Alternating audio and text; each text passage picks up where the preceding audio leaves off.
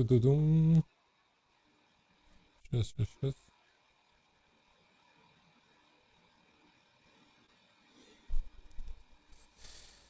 Так, ладно. Так, в Фейсбуке у нас получилось. А нет, в Фейсбуке пока не получилось, но зато на Ютубе и в Твиче у нас все хорошо. Основные каналы. Основные каналы связи у нас работают. Да. Сейчас с Фейсбуком разберемся. Тут у нас традиционно Фейсбук что-то не хочет так сразу с полпинка нас запускать. Их первый отдел где-то там не справляется. Да, ну ничего страшного. Все. Ну, сейчас я с Фейсбуком по ходу разберусь, но и так мы задержались, поэтому не будем дальше задерживаться.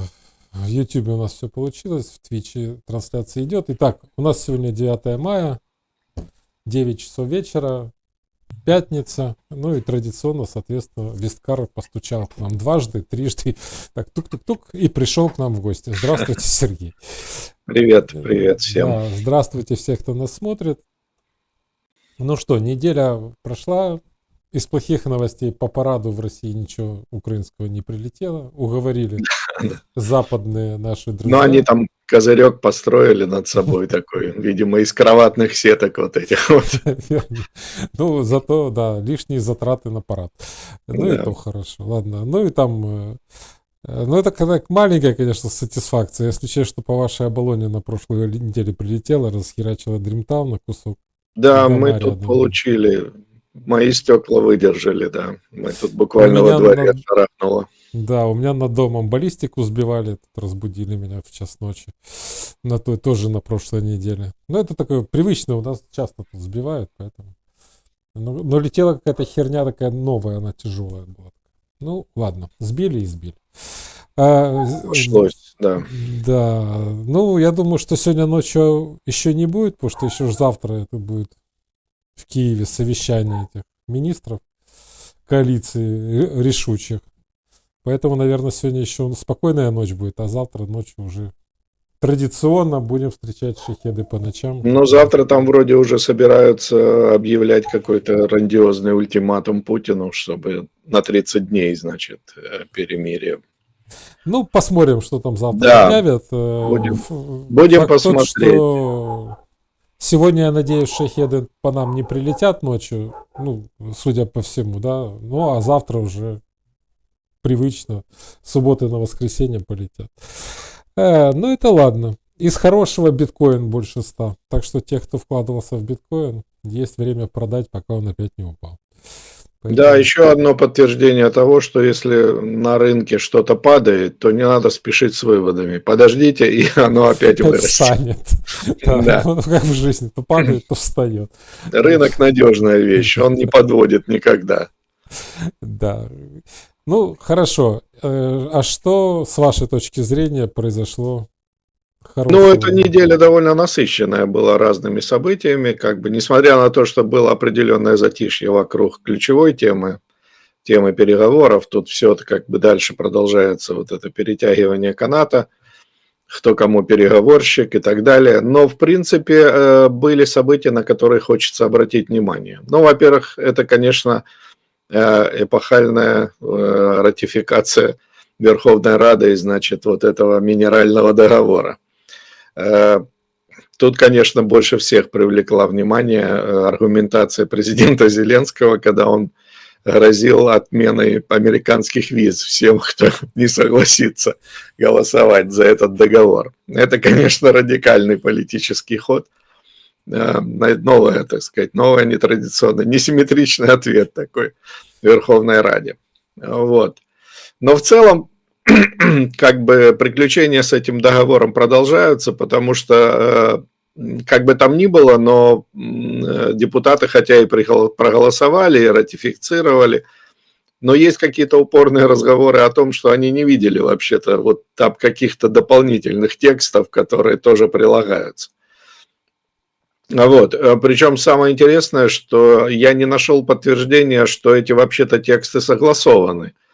То ли их делали как-то в секретном каком-то режиме, то ли в экстренном, авральном. Но, в общем, из Америки были последние сообщения о том, что они еще предполагают их как бы внимательно изучить и рассмотреть. С нашей стороны, из правительства, были тоже утверждения, что это еще предстоит, значит, как бы обсудить. А тут вдруг раз, и они уже, значит, якобы эти тексты есть, но депутаты их не видели. В общем, тут все покрыто мраком, и это еще одно, мне кажется, доказательство того, что этот договор всерьез не принимается никем из сторон. То есть он чисто формальный атрибут вот того состояния переговоров между Украиной и Соединенными Штатами. Трамп, по-моему, сам уже даже не очень на него обращает внимание, хотя отметил, так сказать, сам факт ратификации. Вроде в разговоре с Зеленским недавним они, так сказать, это дело как-то отметили между собой. Вот. Но мне кажется, что Трамп уже не придает этому договору того значения, которое было вот еще пару недель назад. Вот. Поэтому, в общем, будем как бы исходить из того, что это необходимая политическая такая, значит, политический шаг в правильном направлении, а с точки зрения экономической, с точки зрения вот самого, так сказать, стратегического развития Украины, влияния этого договора на потенциальное восстановление экономики, оно остается очень-очень условным. То есть это вещи, которые, собственно, ничего принципиального в эти отношения не привносят. То есть, другими словами, если в Украину и будут инвестиции, то вряд ли они будут опираться на этот договор. Скорее всего, речь будет идти о каких-то самостоятельных проектах. Значит, вокруг США еще была довольно интересная тема, которая развивалась в последние дни. Связана она с тем, что, вернее, началась она с того, что Евросоюз сначала показал план полного отказа от российских энергоносителей. Мы как-то обращали внимание в одном из наших разговоров о том, что Евросоюз дважды обещал показать вот дорожную карту вот этого отказа от энергоносителей российских, в частности, в первую очередь газ, но не показывал. То есть он дважды обещал, но не показывал этого текста, потому что его не было, его не удавалось согласовать и вообще привести к какой-то, значит, законченной форме. И тут вдруг, значит, поступило сообщение, что план этот был показан, продемонстрирован. Но, в принципе, он тоже носит довольно странный характер. Значит, основа его – это та же самая клятва Евросоюза прекратить закупки российских энергоносителей к 2027 году. Как они собираются достичь этой цели? Из плана непонятно. Из плана понятно только две вещи, вот из этого, которые они раскрыли наконец-то. Это то, что они только сейчас начнут работать над законодательной базой, вот эти законодательные инициативы, так называемые, без которых у бюрократов никогда ничего не происходит. Это первый пункт. А второй пункт ключевой такой, это то, что Евросоюз, по сути, передал на места, то есть на каждой стране ЕС задание разработать свой собственный план. То есть, другими словами, дорожная карта превратилась в задание сделать дорожные карты в каждой отдельной стране. В общем, мы видим, что этот план, он на самом деле никакой не план, это способ просто еще раз дальше тянуть время. То есть, как бы в Евросоюзе сказали, вы хотели видеть план? Вот, пожалуйста, вот он. Но то, что он, так сказать, не представляет из себя никакой практической пользы, в общем, стало уже очевидно. Да, я думаю, это более-менее уже понятно, что в Евросоюзе будут тянуть время, ожидая, так сказать, завершения войны или какого-то там, значит, какой-то катастрофы, значит, с режимом Путина. Вот, может он там в перспективе, так сказать, будет заменен на какой-то другой. Ну, то есть они не исключают, мне кажется, никаких сценариев, и поэтому они тянут время. Они не хотят принимать никаких решений. А пока между делом, они активно покупают и нефть, и газ, в частности, сжиженный газ. Европа очень сильно сидит на этом газе, на русском, вот, и отказаться от него она не может. Поэтому пока не будут там заниматься инициативами вот этими разными законодательными, Путин будет получать из Европы и дальше деньги, на которые он, собственно, и воюет с нами. Но эта тема на этой неделе получила продолжение, и оно заключается в очень интересном таком развитии событий вокруг переговорного процесса о мире. Значит, агентство Reuters сообщило о том, что не сразу из нескольких источников они получили сообщение о том, что США и Россия изучают возможности, значит, организовать поставки российского газа в Европу на уровне, который был до войны. Ну, то есть вернуть всю эту кухню как бы с энергоносителями к старому прежнему состоянию. И это вот, с моей точки зрения, меня это привлекло, эта новость привлекла мое внимание, в частности, потому что я активно как бы продвигал все время вот этот тезис о том, что причиной войны является как раз отказ Европы от отношений, связанных с энергоносителями. Россия не может обойтись без этих денег, то есть у них катастрофическая ситуация в экономике. И ключевой вопрос этой войны – это шантаж Европы, так сказать, смертями в Украине с целью заставить ее вернуться к той старой модели взаимоотношений между Европой и Россией. То есть заставить Европу снова вернуться к массовым полномасштабным закупкам нефти и газа в РФ. И вот, как оказалось, Соединенные Штаты вполне тоже, значит, не только допускают эту тему, называя ее, так сказать, возможным сценарием, но и принимают активное участие в этих переговорах с Россией. Значит, речь идет о чем? У Америки, то есть в Штатах, собственно, разрабатывают, видимо, опять же, насколько это можно судить из короткой новости Reuters, разрабатывают ряд возможных моделей, по которым американцы могут как бы встроиться вот в эти отношения между Россией и Европой и таким образом удовлетворить обе стороны. То есть Россия будет продавать газ в Европу в прежних объемах, а европейцы будут иметь основания сказать, что они покупают этот газ не у России, а у Америки, например, у Соединенных Штатов, у каких-то американских компаний. Значит, что конкретно там рассматривается? Варианты есть несколько вариантов.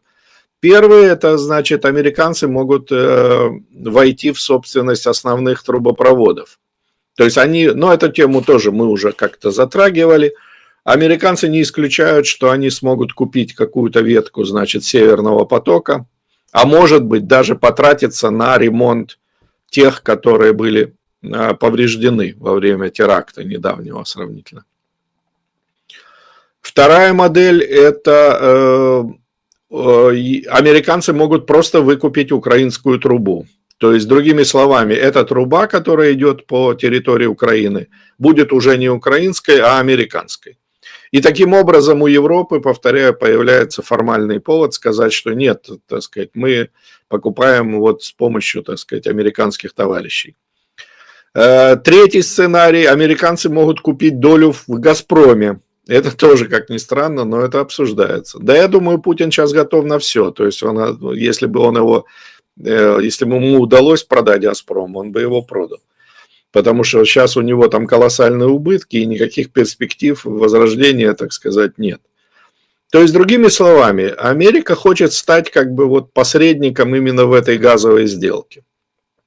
И таким образом позволить, вот, повторяю, Европе выполнить вот эту их основную политическую часть, так сказать, их вот этого вот, этой позиции, которую они занимают, что нам надо обязательно отказаться от закупок в России. Но они будут покупать не в России. Вот, собственно, о чем и речь. Но газ так или иначе, значит, этот будет русским. Газ и нефть. Ну, нефти там, в принципе, не так много. С нефтью в России, в самой России большие проблемы. Там месторождения иссякают, качество этой нефти крайне низкое, цена на нее падает. Вот, поэтому газ остается ключевым элементом этого всего проекта. Вот, то есть таким образом, возможно, я не исключаю, что, возможно, мы как бы косвенно раскрыли для себя и что из себя представлял план Трампа по умиротворению России. Вот, собственно, возможно, это и имелось в виду. То есть для них это не было секретом, они понимали прекрасно, что как Путин зависит от европейского рынка, и они искали возможность, значит, просто встроиться в эти отношения для того, чтобы удовлетворить обе стороны. Вот. Это выгодно и Америке, то есть выгодно США, потому что американцы получают возможность, во-первых, мониторинга состояния этого рынка, движения газа по Европе, так сказать. А с другой стороны, ну, они, в общем, будут его, по сути, контролировать. Где брать этот газ, по большому счету, им все равно, но Европа так или иначе оказывается вот в своего рода зависимости от Соединенных Штатов. Что здесь перетянет, как бы, что из этих сценариев европейцы сочтут допустимым, но это тоже будет во многом зависеть от жесткости той ситуации, которая у них на рынке будет складываться. А у них тоже ситуация довольно неприятная. Вот. Им не хватает российского газа, они это не скрывают. И, в общем-то, получается, что, возможно, Трамп нащупал как бы самое вот больное место во всей этой истории. Будет интересно как бы проследить за тем, как будут развиваться события. Но я повторяю, что с моей точки зрения, я думаю, что вот эта новость, она позволяет нам все-таки более уверенно говорить о том, что причины этой войны, конечно, экономические в первую очередь, а не политические. Не все вот эти разговоры там о каких-то, значит, денацификациях, или там какие-то абсурдные желания захватить побольше украинской территории, или там еще чего-то. Это все оправдание, это все как бы прикрытие, это маскировка. А на самом деле проблема, как всегда, сводится к деньгам. То есть, как правильно говорит пословица, любой разговор в конечном итоге это разговор о деньгах. А вот разговор, связанный с такими вещами, как война, или с такими вещами, как государство, это тем более, и в первую очередь, всегда связано с деньгами. А вот денег у Путина хронически не хватает. Единственным источником этих денег есть Европейский Союз. Кстати, вот этот визит Си, так сказать, он тоже, в общем, интересен, потому что разные стороны, разные заинтересованные лица пытаются представить, что якобы Китай каким-то образом заинтересован в том, чтобы развивать партнерство с Россией, что якобы Россия это какой-то рынок серьезный для Китая. Вот. С другой стороны звучат такие тезисы, что Америка заинтересована в том, чтобы оторвать Россию от Китая и так далее. Но мне кажется, что все, что мы наблюдаем, если просто непредвзято смотреть на ситуацию, все, что мы видим, это то, что Китай практически Россию не замечает. То есть в Китае нет никаких интересов по отношению к России. Россия – это пустое место для Китая. И все, для чего они ее используют, это чисто для удовлетворения своих собственных потребностей, вот чисто таких ритуальных. То есть куда-то совершить международный визит. Вот, значит, побывать на параде, там еще что-то. Это ни к чему не обязывает китайское руководство.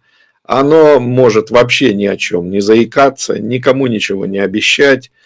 Вот, все эти постоянные заверения в дружбе, там, сотрудничестве и так далее, они не имеют под собой никаких оснований. Китай получает из России все или бесплатно, или по каким-то смешным ценам, и причем чисто только по инициативе России. Он не вкладывал в Россию ни копейки, и не вкладывает, и вкладывать, похоже, не собирается.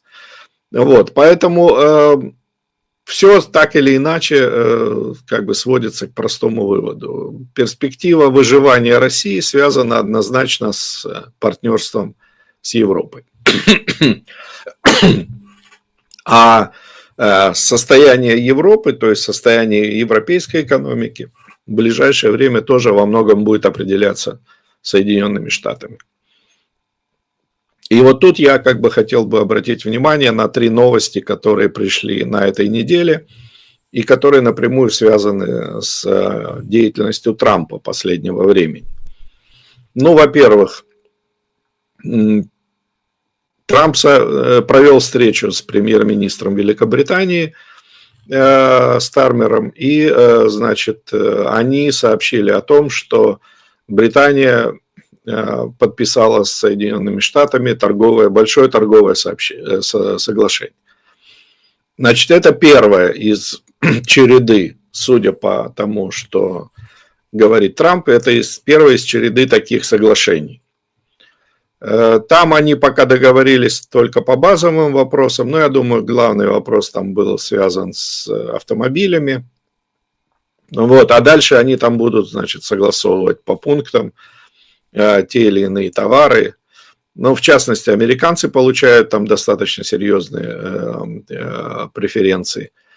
Вот, то есть, другими словами, мы видим пример того, к чему, по-моему, Трамп, собственно, и шел. То есть, ради чего он затеял вот эту вот всю, значит, кашу с этими тарифами, с этими угрозами тарифов, потом откладыванием этих тарифов, переносом их там и так далее. То есть, по большому счету, все, чего хочет Трамп, это принудить, так сказать, отдельные страны, наиболее ему интересные, которые являются крупными партнерами, к индивидуальным переговорам. То есть с каждой такой страной он хотел бы заключить отдельный договор, где они пропишут уже, так сказать, все ключевые базовые вещи. И мне кажется, что есть все основания считать, что он как бы этой цели достигает. Вот Британия первый пример. По его словам, там уже, значит, образовалась очередь из стран, которые хотят эти переговоры вести. Есть утечки, по которой говорят о том, что и Китай, в общем-то, настроен позитивно на то, чтобы вести такие переговоры, вплоть до того, что есть сообщение, что эти переговоры уже негласно, как бы они уже ведутся где-то в Европе. Значит, таким образом, я думаю, что можно вот более трезво теперь оценивать все то, что происходило, значит, с тарифами в последнее время. Потому что мы явно были подвержены вот такой массированной пропагандистской атаке против Трампа, которая заключалась в том, что он там объявляет тарифную войну, что он там разрушает мировую торговлю, там еще так, ну, в общем, звучало очень много всяких громких слов. Вот. Но мне кажется, что все постепенно, так сказать, утряслось. И более того, фондовый рынок спокойно отреагировал на последние события. Все показатели практически вернулись до, так сказать, трамповским уровням и до момента вот этого его оглашения дня вот этой освобождения, или как-то он там назвал этот день запуска этой тарифной политики новой.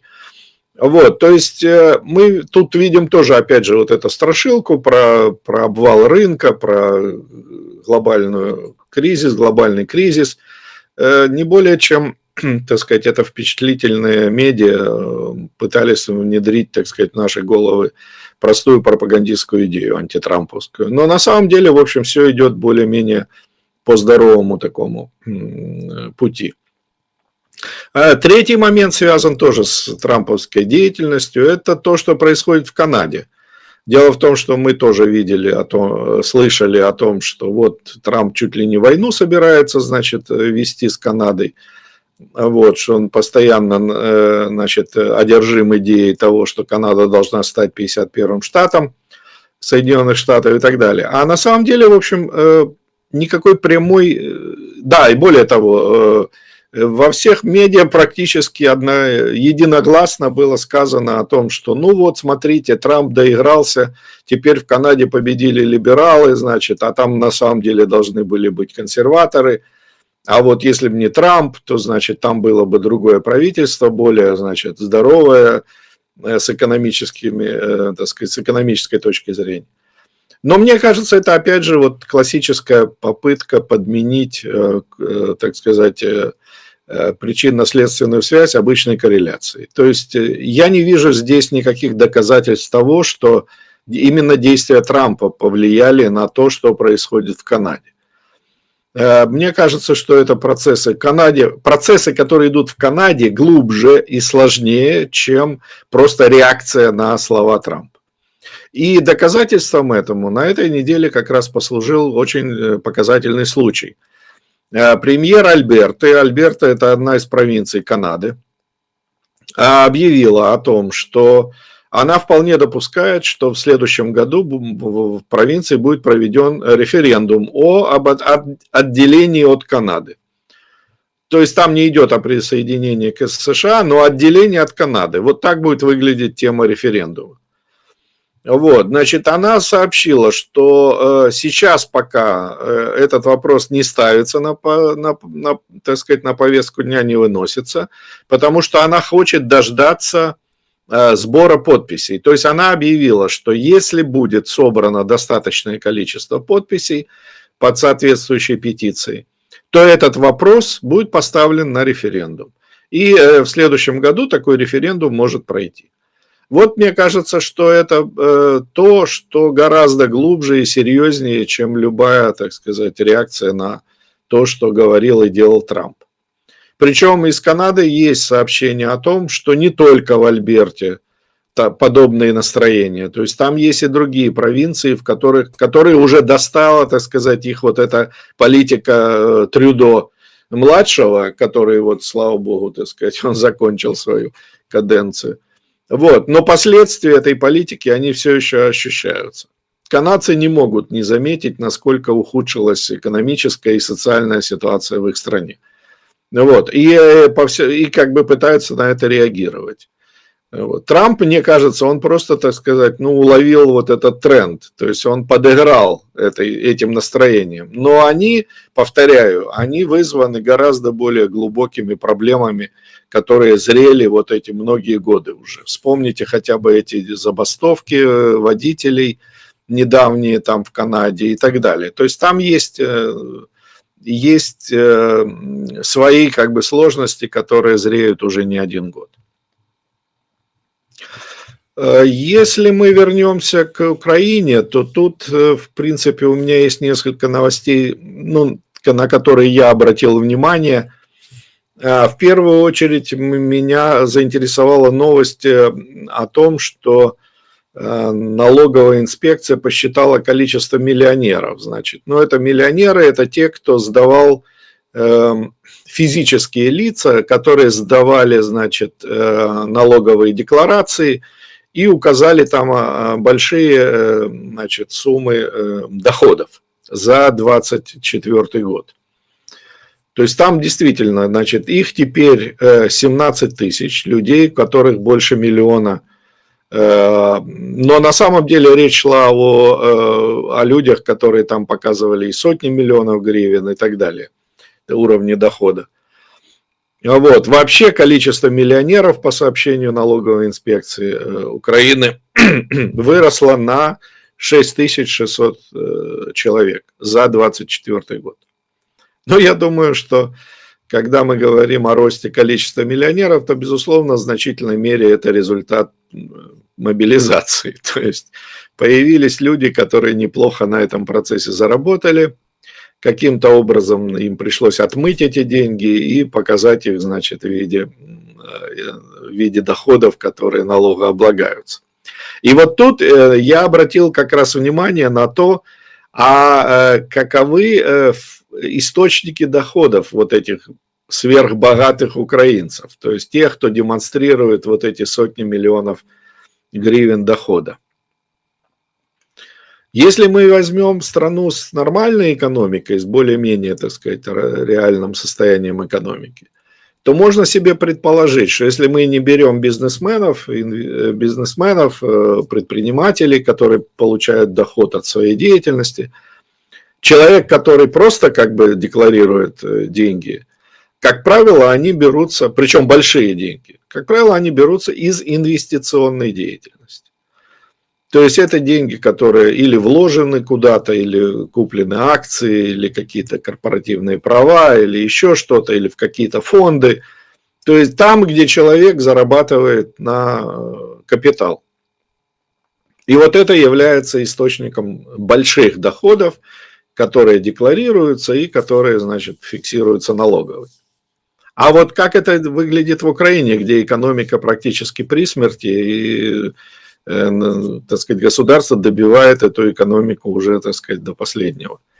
Оказалось, что главным источником доходов, больших доходов людей, физических лиц, являются иностранные доходы. То есть украинцы получают деньги за рубежом. То есть они даже в Украине не могут, в общем, их получить. Они получают их за рубежом. Это значит, что, скорее всего, они получаются там как раз в нормальными экономическими способами. То есть, вот повторяю, инвестициями, какими-то, значит, управлением финансами, то есть, скажем так, в общих чертах. Но показателен тот факт, что это деньги не здесь получены. Но, с другой стороны, интересно, что налоги платятся здесь.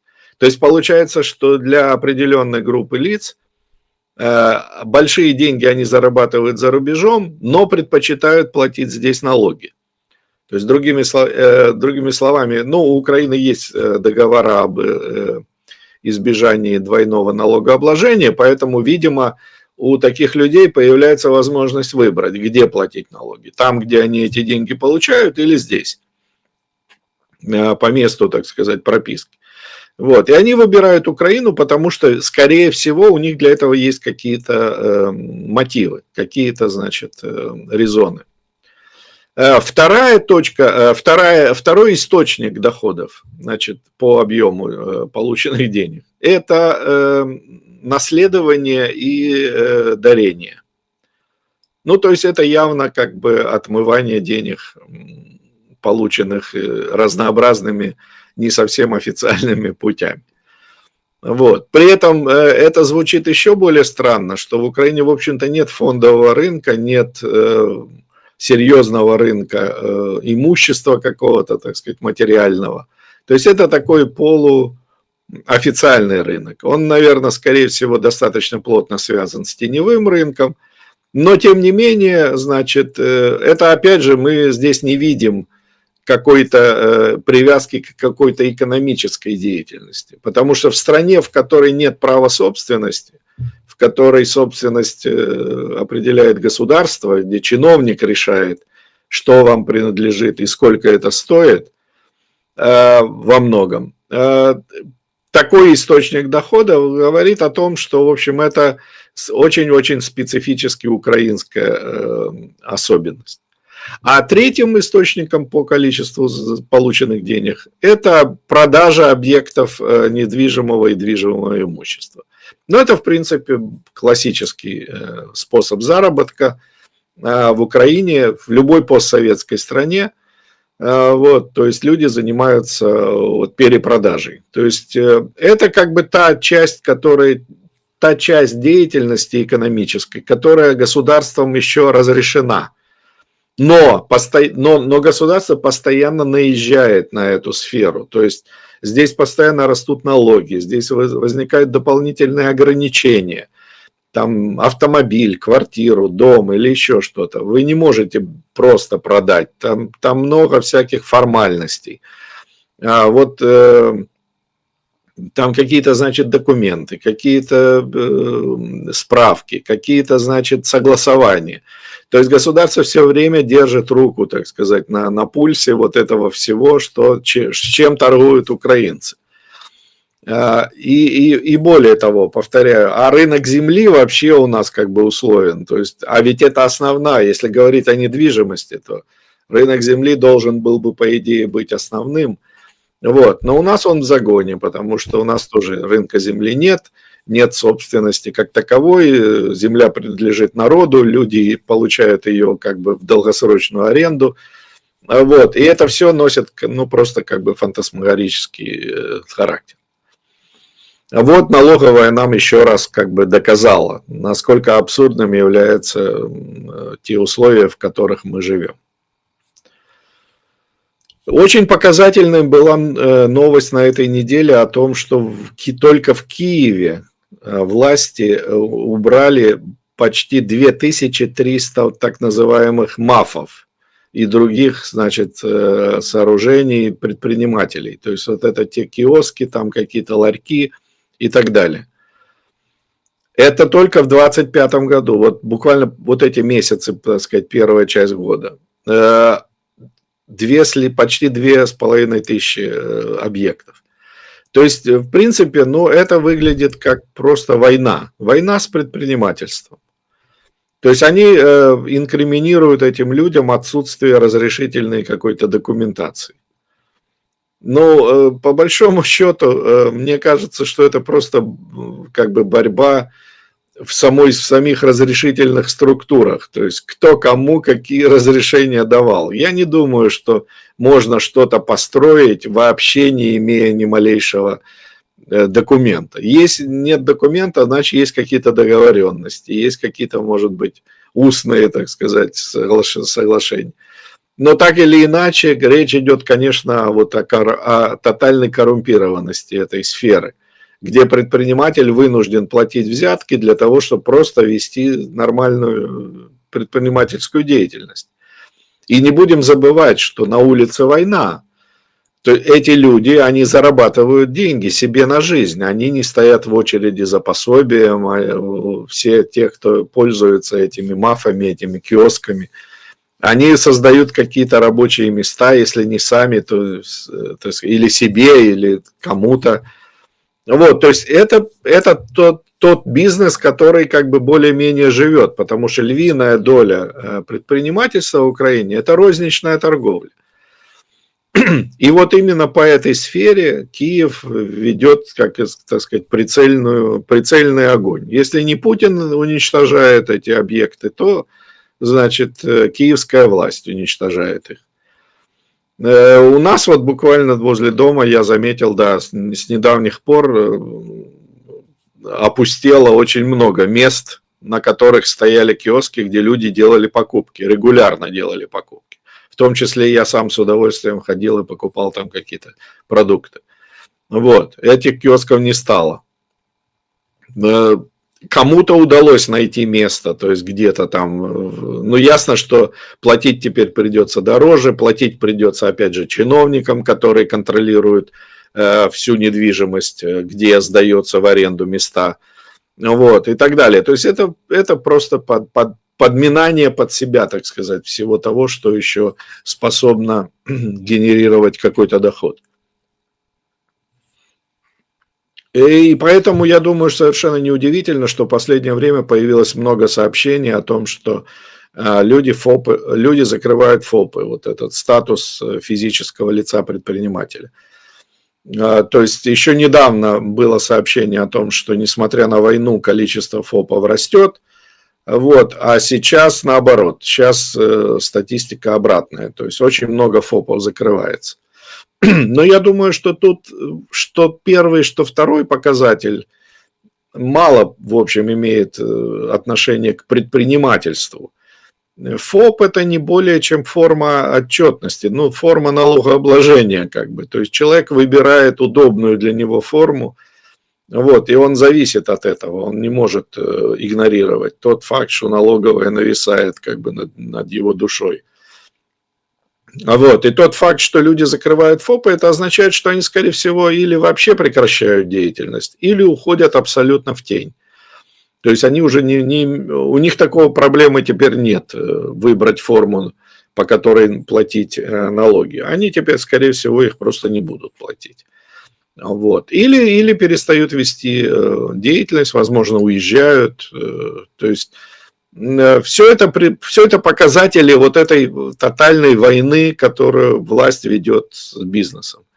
Причем в условиях настоящей войны. То есть ситуации, когда власть должна была бы отпустить гайки, так сказать, то есть дать возможность украинцам зарабатывать больше, вот, и закрыть глаза на какие-то, значит, формальности излишние. Нет, наоборот, и процесс абсолютно противоположный. Гайки закручиваются, препятствий создается еще больше. И, собственно, последствия мы видим. То есть люди беднеют, цены растут, мы видим, что происходит с ценами, это совершенно абсурдная ситуация. Вот, и люди беднеют. Я думаю, что мы, в принципе, стоим на пороге какой-то гиперинфляционного процесса, который может вполне выстрелить после прекращения непосредственно горячей фазы, так называемой, войны. То есть, если возникнет перемирие, если возникнет какой-то более-менее затяжной период, спокойный, то я боюсь, что у власти не будет другого способа, как просто отпустить гривну, так сказать, и ее курс упадет до минимума. А это означает, по сути, дискредитацию всех доходов, вот, в том числе доходов военных, которыми их привлекали на фронт. Я уже не говорю, так сказать, о предпринимателях или там о людях, которые получают пособие или пенсии и так далее.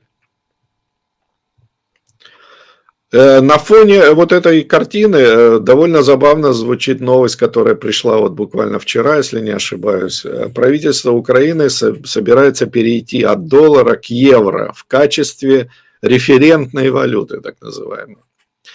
Ну, на эту тему мало внятной информации, потому что она чисто показушная. Это как бы яркий пример того, как государство придумывает себе занятость. Вот придумывает, чем бы им заняться. Вот это они же начнут активную работу по всему этому делу.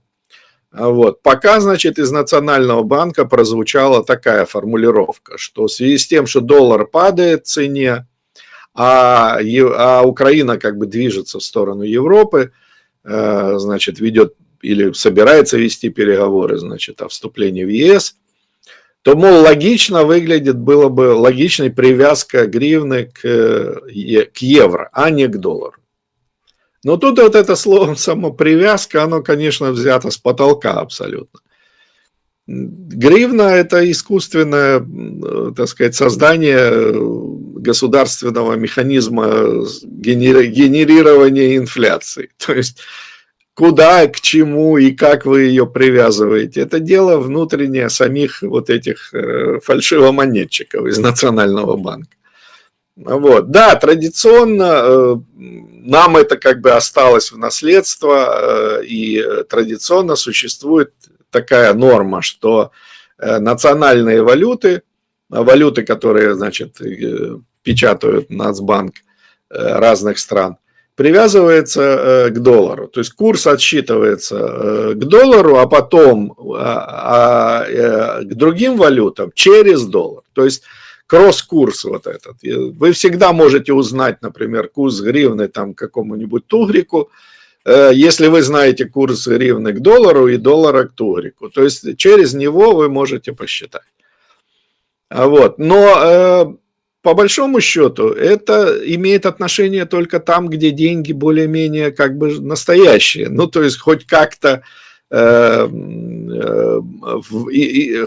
защищены от произвола государственного. Хотя это все реже и реже встречается.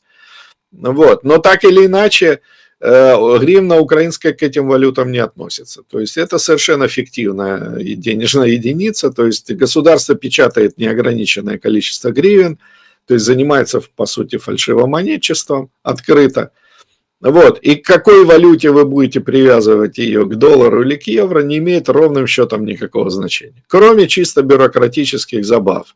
Вот они пересчитывать будут все, значит, теперь на евро. Или еще использовать это как еще одно доказательство того, что мы якобы идем курсом в Европу. Хотя ни на шаг это действие нас к Европе не приближает. В принципе, было бы, например, забавно, если бы украинская власть сказала, ну все, мы переходим на евро, то есть в расчетах в евро. Да, это было бы действительно сенсация, о которой был бы смысл говорить. Ну вот Черногория, например, она использует евро в качестве денежной единицы. Хотя они сами, естественно, евро не печатают, вот, они зависят только от тех денег, которые к ним привозят, туристы в первую очередь. Но, тем не менее, евро – это их национальная валюта. Европейцы согласились с этим. Я думаю, что, например, Украине бы тоже пошла на пользу, если бы мы ввели у себя какую-то более-менее стабильную денежную единицу, которую, повторяю, не может рисовать наш национальный банк.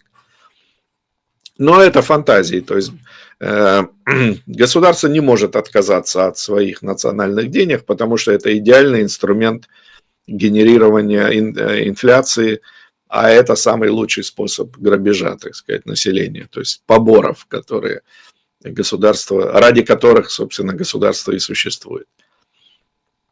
Вот, поэтому я надеюсь, что тут не будет какой-то, значит, паники, связанной с тем, что люди могут неправильно понять вот это, то, что им сообщают о переходе с доллара на евро, не бросятся менять там, значит, доллары на евро в обменных пунктах и так далее. Это все не имеет никакого смысла, то есть это чисто бюрократическая игра. Но это просто способ морочить голову людям вот этой псевдодеятельностью.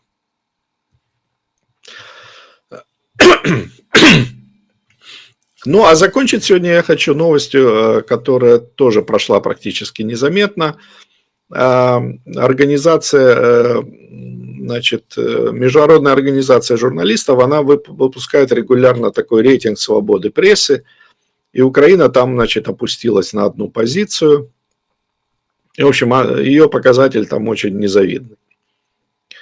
Из этого делаются какие-то выводы, значит, я сталкивался в медиа с определенными обсуждениями на эту тему.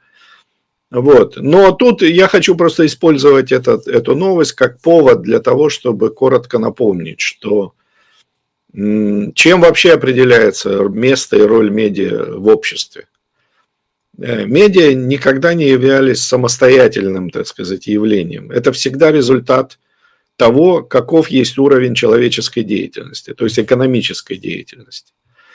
В значительной мере, если ваша экономическая деятельность имеет незначительные объемы, незначительные масштабы, то никакие медиа вам по большому счету не нужны. Потому что медиа – это тоже предпринимательский продукт. Мы сейчас не говорим о пропаганде, это надо четко очень понимать. То есть медиа возникают на рынке как продукт, который предлагают предприниматели с целью заработать, получить доход. И эти медиа, медийный продукт, он удовлетворяет потребность человека в информации. Так вот, эта потребность в информации возникает тогда, когда уровень развития рынка уже достаточно высок.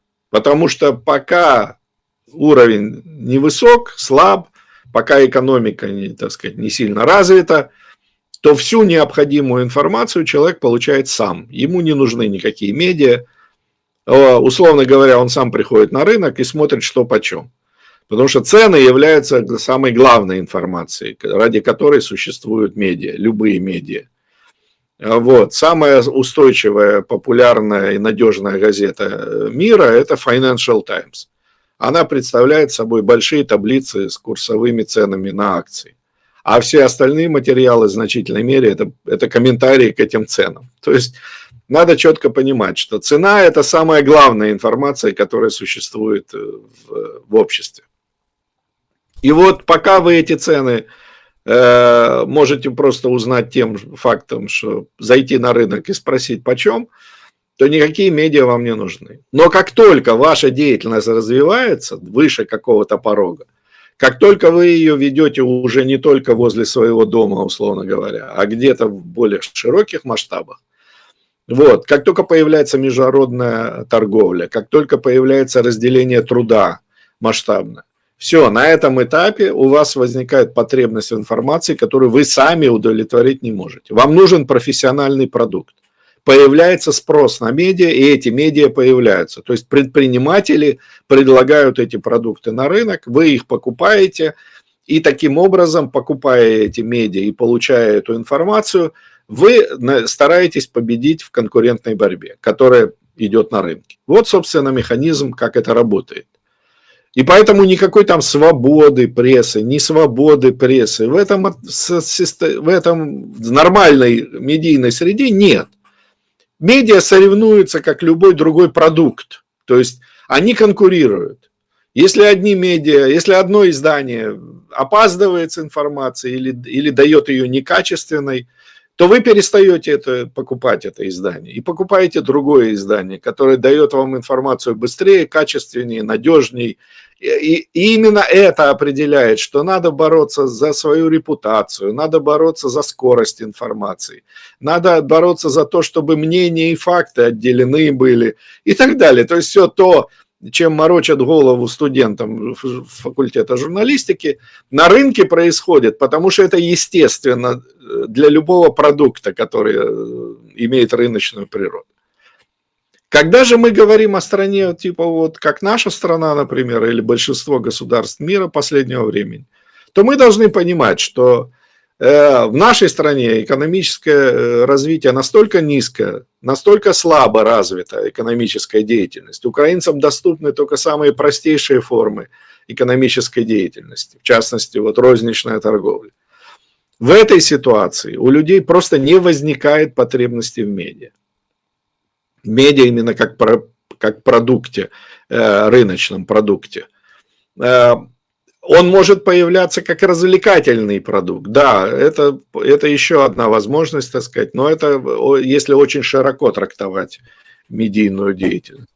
Так вот, если вы не получаете информацию от рыночных медиа, то это пустое место занимает пропаганда. То есть государство начинает выпускать продукт, который оно тоже считает медийным, или предприниматели, медийные предприниматели начинают обслуживать государство.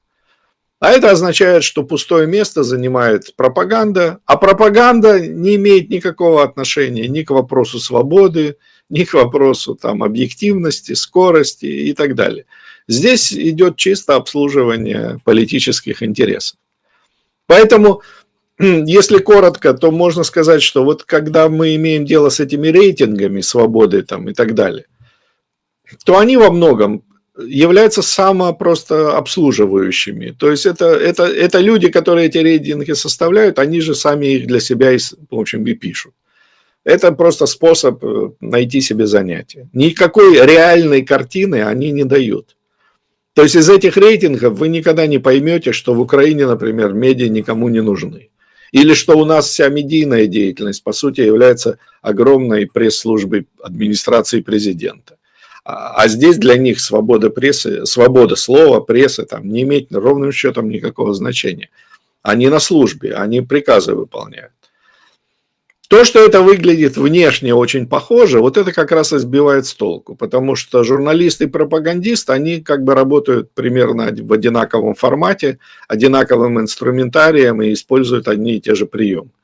Но, повторяю, тут главное это заказчик.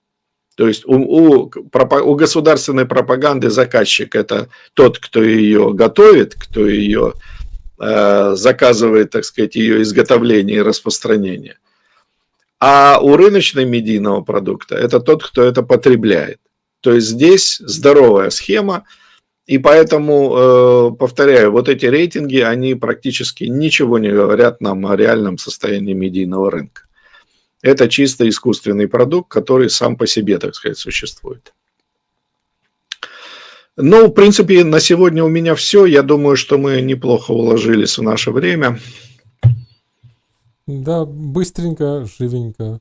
Да. Знаете, что меня удивляет? Что в Киеве есть огромное количество людей, которые радостно воспринимают снос киоска. И когда ты с людьми не общаешься, кажется, что это логично, что люди не должны бы это поддерживать. Но и масса людей, оболваненных, еще по каким-то причинам, они радостно скачут и хлопают в ладоши: ура, ура, снесли ларьки. И вот это вот как-то грустно и печально на самом деле. Ну, власть именно этим и пользуется. То есть здесь как бы нет вот этого здорового подхода к рыночным отношениям. То есть у нас же по-прежнему есть вот этот тезис спрытни делки, да, то есть вот эти как бы мошенники, вы же там, значит, у нас же обычно кто виноват там в том, что цены растут? Предприниматели, значит, рвете там это, вот, или там человек продает в ларьке какие-то продукты, он бы с удовольствием продавал их в магазине, в хорошем, красивом магазине. Но это невозможно. В Украине это просто невозможно. То есть надо очень четко понимать, что если бы человек попробовал, то он бы лучше понимал сам, почему вот такая жалкая картина. Да, это, конечно, да, в определенном смысле это не украшает город, это не украшает среду, в которой мы живем. Вот. Но дело в том, что, так сказать, на таком этапе мы находимся. И причина этому государственное регулирование экономики, то есть государственное вмешательство во всю экономическую деятельность. Посмотрите, что делает предприниматель, который ухитряется еще каким-то образом избегать этого государственного прессинга. Посмотрите на отделение Новой почты. То есть там идет постоянное усовершенствование. Да, они тоже зажаты в тиски вот этого рынка, который контролируется государством. Они вынуждены использовать помещения, которые доступны, а не те, которые, может, им хотелось бы. Вот. Это большая проблема любого бизнеса. Но мы видим, что как только предприятие хоть немного выходит из-под прессинга государства, у него прекрасные возможности для того, чтобы вести работу на самом высоком уровне, доступном на сегодняшний день. То же самое можно было бы сказать про любого человека в ларьке. Если бы на нем не сидела гиря вот эта, на его плечах не висела эта гиря государства, конечно, он бы делал все очень красиво, аккуратно и эффективно. Потому что, повторяю, конкуренция, она заставляет человека шевелиться. Но государство убивает конкуренцию, государство заменяет ее коррупционной моделью, то есть коррупционной схемой. Ведь все эти киоски, все это же все как бы подконтрольно тем или иным структурам, так сказать, власти. Если не простому милиционеру где-нибудь в селе, там, то какому-нибудь мэру или заммэра там, или еще кому-то в городе. Так что, в общем, здесь, конечно, надо в первую очередь посмотреть вокруг, по сторонам, в поисках ответа на почему все это так выглядит. Ну да, и когда люди начинают торговать с земли, потом появляется немножко денег, появляется ларек, Да. потом у тебя еще больше денег, ты можешь построить магазин. У нас в стране, к сожалению, ты не можешь построить магазин, потому что начиная торговать с земли, ты максимум сможешь дойти до ларька. Это да, это просто чтобы физически построить невозможно. ларек, тебе нужно пакет документов, который невозможно собрать в принципе. Поэтому ты должен Абсолютно. дать взятку, и за это тебе дадут некоторое время работать. Но понятно, Но что ты подвешен. ты Да, подвешен, у тебя никогда нет всего пакета документов, конечно. и все, и на этом все заканчивается. И тебя в любой момент могут, собственно, Тебя превращают в источник денег. То есть ты постоянного должен дохода. платить и платить, да, за то, чтобы просто иметь возможность работать, продавать людям те товары, которые им нужны. Потому что здесь очень простой принцип. Многие думают, в этих ларьках продается какая-то фигня, которая никому не нужна. А она бы там не продавалась, если бы она не была нужна. В том-то и дело, что эти товары нужны, и поэтому они продаются. Да, если бы тем, кому не нравятся ларьки, не покупайте в ларьках, и на этом все закончится. Ну, если у вас достаточно денег, если у всех будет много денег, чтобы ходить в магазин, то и ларьков не будет. Ну и все. Или будет удобнее ходить в ближайший магазин, если будет их очень много рядом с вашим домом. Но для этого должны быть на первых этажах свободные помещения, которые можно арендовать, в которых можно построить магазин, ну и так далее. То есть замкнутый круг и прыщик на шее. Да, для этого у здания должен быть собственник, то есть с Да. которым можно вести отношения, какие-то переговоры, договариваться о чем-то и так далее.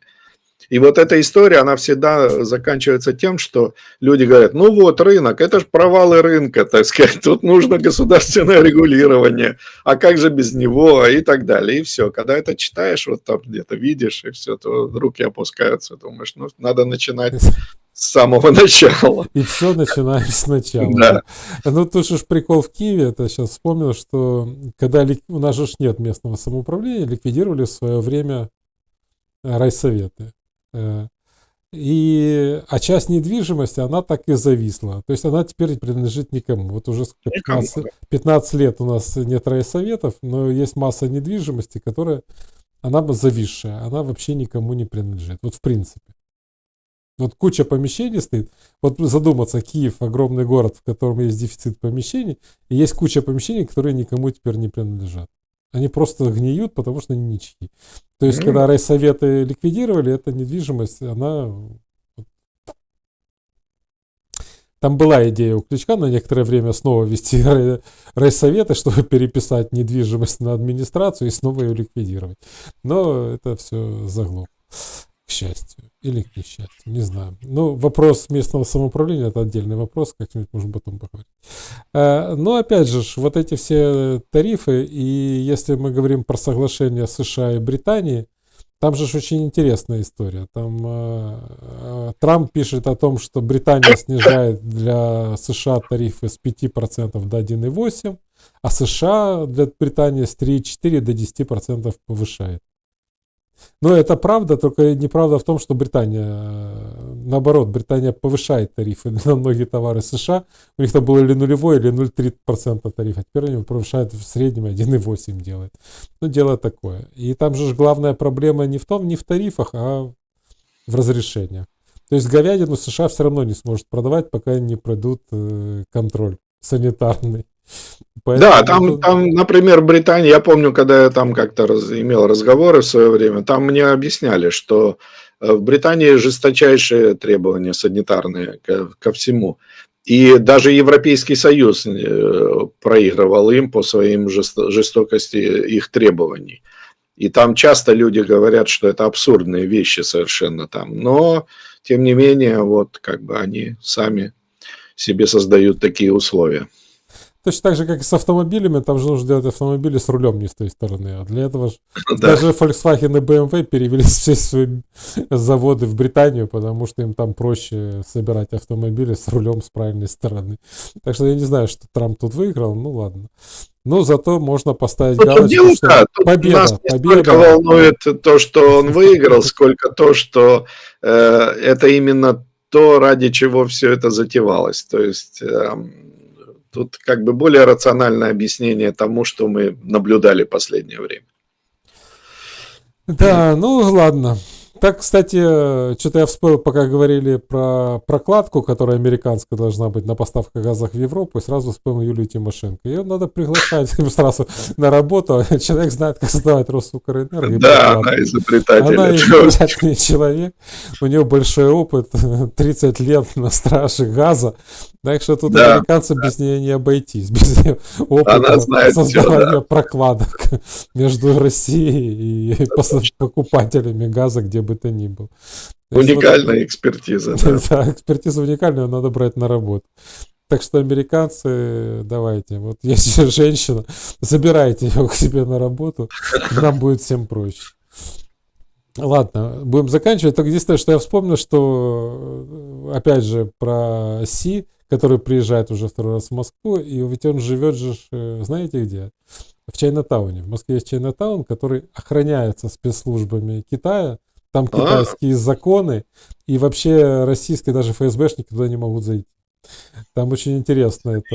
Это серьезный Чайнатаун. Ну, там вот там скопище этих шпионов китайских, дипломаты живут, все китайцы, которые переживают, ну, приезжают туда, там партийные ячейки, все как положено. Там такой маленький Китай внутри Москвы. Там очень интересная история, там, когда фактически закрыто забором, а если забора нет, то вас спецслужба китайская туда не пустит. Там специальный отель, и вокруг него вот эта вот вся территория. Так что там в России Китай уже есть, там его осталось теперь расширять в разные страны, да. формализировать отношения и превращать окончательно в Китай, в УЛУС. Возвращать УЛУС на место. Так что... Ну что, будем тогда сегодня заканчивать. Спасибо большое Сергею. В час уложились. Да. замечательно у нас все произошло. Спасибо всех, кто нас смотрел. И сегодня мы заканчиваем. С Сергеем встретимся через неделю, поговорим о новых новостях, которые принесет следующая неделя. А завтра утром с Владимиром Золотаревым готовьте вопросы, будут вам всем ответы. Но, пожалуйста, вопросы задавать коротко и со смыслом. Ну, чтобы всякую фигню не писать. Потому что я их все равно читать не буду, если нет смысла в этом вопросе. Все, всем спасибо и пока. И не забывайте подписываться, ставить лайки, писать комментарии. Станет скучно, шлите деньги. И на этом мы заканчиваем. Всем спасибо. Еще раз спасибо, Сергей. Всем пока.